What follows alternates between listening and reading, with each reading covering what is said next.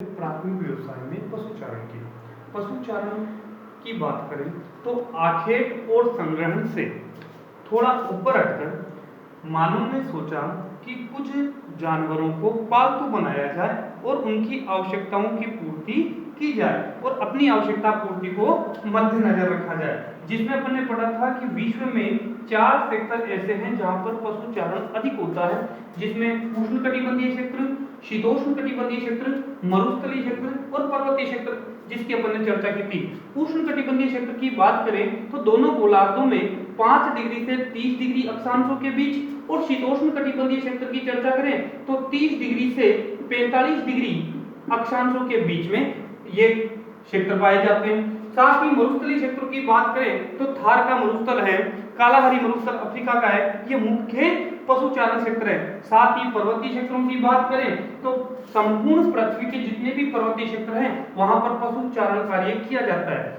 अब ये जो पशुचारण कार्य है इसको 2 भागों में बांटा गया है। पशुचारण के प्रकार चलवासी पशुचारण और वाणिज्य पशुचारण, जिसके बारे में हम चर्चा करते हैं। चलवासी पशुचारण नाम से स्पष्ट हो रहा है। चलवासी एक स्थान पशुओं के चारे पानी की तलाश में एक क्षेत्र से दूसरे क्षेत्र में ले जाते हैं। अर्थात पशुओं को तो पालते हैं लेकिन उनको एक स्थान से दूसरे स्थान पर चारे पानी की तलाश में ले जाते हैं। जहां पर चारा पानी की व्यवस्था होती है वहां पर कुछ समय तक रुकते हैं और फिर जब चारे पानी की कमी आ जाती है तो दूसरे क्षेत्र में वो चले जाते हैं। तभी वो क्या कहलाते हैं? चलवासी पशुचारण कहलाते हैं। इसकी विशेषताएं क्या क्या है वो देखिए। यह एक जीवन निर्वाह क्रिया है। इसमें जो पशु चारक होते हैं उनकी मुख्य क्रिया, क्योंकि वो एक कबीलों में रहते हैं और उनका केवल मुख्य उद्देश्य होता है जीवन निर्वाह है। उनको दूसरे समाज से कोई मतलब नहीं है, पशुओं को चराना है, उनसे अपनी आजीविका पूरी करनी है। पशु मुख्यतः प्रकृति पर निर्भर होते हैं, अर्थात पशुओं को चराने के लिए कोई विशेष प्रकार की खेती करके चारा उत्पादन नहीं किया जाता, बल्कि प्रकृति प्रदत्त जो चारा होता है उसको खाकर ही अपना जीवन यापन करते हैं। इसमें विस्तृत भूमि का प्रयोग किया जाता है, अर्थात पशुओं को चराने के लिए कोई छोटा एक निश्चित क्षेत्र नहीं होता है, बल्कि बड़ा फैलाव क्षेत्र चाहिए जिसमें वो पशु आसानी से चरते रहते हैं।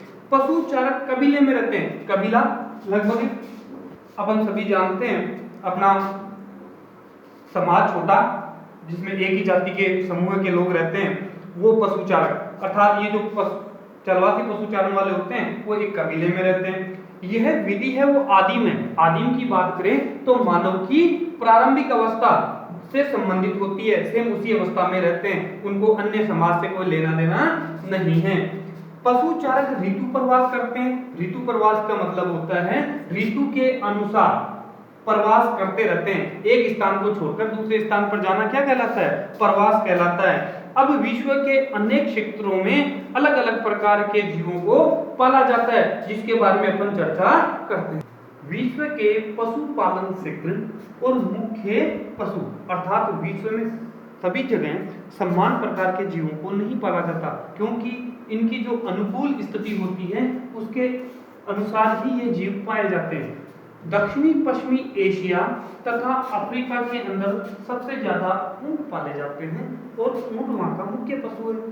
अरब देश जिसके अंदर ईरान, इराक, अफगानिस्तान है, जहां पर गाय, भेड़, बकरी, घोड़े, गधे, खच्चर आदि जीवों को पाला जाता है और उनको पशुचारण के लिए एक स्थान से दूसरे स्थान पर लेके जाते हैं। इसी प्रकार मध्य एशिया के उच्च पर्वतीय क्षेत्र अर्थात ऊंचे पर्वतीय क्षेत्रों में आसानी से चल सकें याक यानी पहाड़ी पर वो पाले जाते हैं। इसी प्रकार टुंड्रा प्रदेश कौन से होते हैं? शीत प्रदेश, जहां पर पाले जाते हैं रेंडियर व कैरिबो।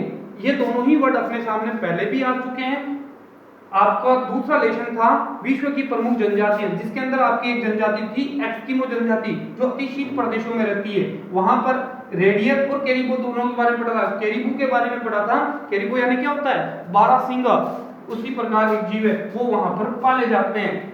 लेकिन वर्तमान समय में इन पशु चारकों के सामने अनेक प्रकार की समस्याएं आई है, जिनके बारे में अपन चलवासी पशु चारकों में कमी के कारण अर्थात वर्तमान में जो चरवासी पशुचारण हैं उनके क्षेत्रों में कमी आई है, जिसका मुख्य कारण है राजनीतिक सीमाओं का अध्यारोपण।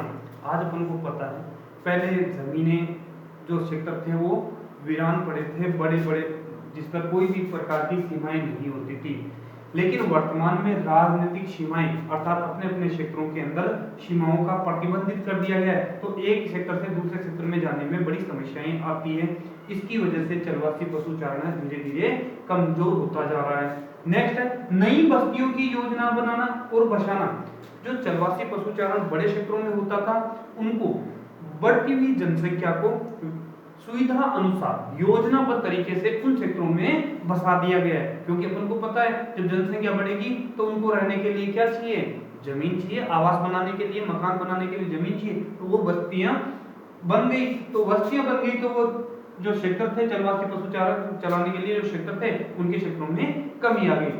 अन्य व्यवसायों को अपनाना, वर्तमान में जैसे जैसे उनमें शिक्षा का प्रसार बढ़ा तो उनको पता चला कि इसमें आमदनी कम है और दूसरे क्षेत्रों में इनकम अधिक है, तो लोगों ने अन्य व्यवसायों को अपनाना प्रारंभ कर दिया और पशुचारण को छोड़ दिया। इसी प्रकार उच्च शिक्षा के कारण उच्च आय प्राप्त करने के लिए उद्योगों को अपनाया है। सेम इसी प्रकार का भाग है कि जैसे जैसे आय प्राप्त करने के लिए लोगों ने उद्योगों की ओर चलन कर दिया। इसका ही दूसरा भाग है वो है अपना वाणिज्यिक पशुचारण। ये तो था चरवासी पशुचारण, अब दूसरा पढ़ेंगे अपन वाणिज्य पशुचारण। चरवासी पशुचारण में तो क्या था कि एक स्थान से दूसरे स्थान पर जाकर पशुओं को चराया जाता था, लेकिन वाणिज्य पशुचारण में एक निश्चित क्षेत्र में रखकर वैज्ञानिक तरीकों से पशुओं की देखभाल की जाती है और अपनी आजीविका का साधन बनाया जाता है। विज्ञान एवं तकनीकी के आविष्कार के कारण मानव पशुपालन व्यवसाय में परिवर्तन कर व्यापारिक उद्देश्यों के लिए पशुपालन किया जाता है, तो उसे वाणिज्यिक पशुचारण कहते हैं। अर्थात वर्तमान में जो चरवासी पशुचारण था उसके अंदर वैज्ञानिक तकनीकों का प्रयोग करके उसका मेन उद्देश्य क्या रख दिया गया, व्यापार रख दिया गया, व्यापारिक उद्देश्य रख दिया गया, तब वो क्या बन गई, वाणिज्यिक पशुचारण बन गई। उसी का ही मॉडिफाइड रूप आ गया। इसके अंदर क्या क्या उद्देश्य रखे गए कि दूध, मांस, हड्डी, चमड़ा, ऊन, परिवहन आदि के लिए इन पशुओं का उपयोग किया जाता है। जिसमें अपने उसमें तो पढ़ा था कि वो जीवन निर्वाह के लिए कृषि की जाती है, जबकि इसके अंदर उद्देश्य क्या रखा गया, व्यापारिक उद्देश्य रखा गया। इसकी अनेक प्रकार की विशेषताएं, यह व्यवस्थित तथा पूंजी प्रधान व्यवस्थाएं है। कहने का मतलब जो वाणिज्य पशुचारण है अपना वो व्यवस्थित है, इसमें सभी प्रकार की व्यवस्था का ध्यान रखा जाता है और पूंजी प्रधान है, इससे आय प्राप्त अधिक होती है। पशुओं के लिए बड़े फार्म हाउस बनाए जाते हैं, अर्थात पशुओं को रखने के लिए बड़े फार्म हाउस, बड़े बड़े हाउस बनाए जाते हैं जिन्हें क्या कहा जाता है, रेंज। उनमें पशुओं को रखा जाता है, अलग अलग प्रकार की सुविधाएं उनके लिए होती है।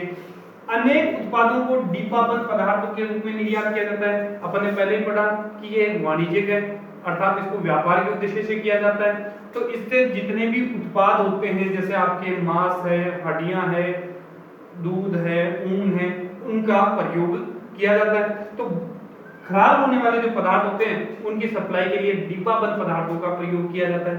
साथ ही इसमें वैज्ञानिक पद्धतियों का प्रयोग किया जाता है, तो जिसमें पशुओं के लिए प्रजनन, जनन की सुधार, बीमारियों के नियंत्रण के लिए चिकित्सा सुविधाओं का भी उपयोग किया जाता है। इनमें पदार्थों को सड़ने बचाने के लिए प्रशीतन अर्थात रेफ्रिजरेटर का भी प्रयोग किया जाता है। अगर खराब होने वाले पदार्थ है, जैसे मान लीजिए मांस है, कुछ समय के बाद खराब हो सकता है, तो उसको जब सप्लाई किया जाता है और तो भी उसके लिए रेफ्रिजरेटर का प्रयोग, छोटे छोटे बर्तन होते हैं उनके अंदर रखा जाता है। और बड़े काफी समय तक आपको सुरक्षित रखना है तो उसके लिए बड़े बड़े रेफ्रिजरेटर होते हैं, उनके अंदर सुरक्षित रखा जाता है। ये जो पशुपालन है, शीतोष्ण घास के मैदान, शीतोष्ण, शीत और उष्ण का दोनों का समावेश, अर्थात दोनों के बीच की स्थिति, वहां पर इस प्रकार की कृषि अधिक की जाती है।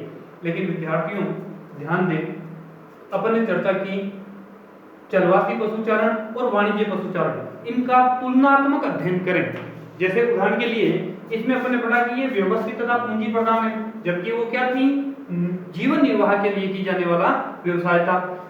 पशुओं को रखने के लिए बड़े फार्म हाउस बनाए जाते हैं, जबकि चरवासी पशुचारण में अपन ने पढ़ा कि उनको एक स्थान से दूसरे स्थान पर ले जाया जाता है, बंधा एक जगह बंदिश में नहीं रखा जाता, बल्कि बड़े क्षेत्र में फिरते रहते हैं, घूमते रहते हैं। इनके उत्पादों को बेचा जाता है, जबकि उसके अंदर ऐसा सिस्टम नहीं था, केवल अपने जीवन यापन के लिए ही उनसे अपनी पूर्ति करते थे। वैज्ञानिक तरीकों का उसमें कोई प्रयोग नहीं था, जबकि इसमें वैज्ञानिक तरीकों का भी प्रयोग किया जाता है। तो इसमें से एक क्वेश्चन आता है, चरवासी पशुचारण और वाणिज्यिक पशुचारण में अंतर स्पष्ट कीजिए, तब अपने लिए ये इंपॉर्टेंट बनता है और प्राथमिक व्यवसाय का ये मोस्ट इंपॉर्टेंट क्वेश्चन है।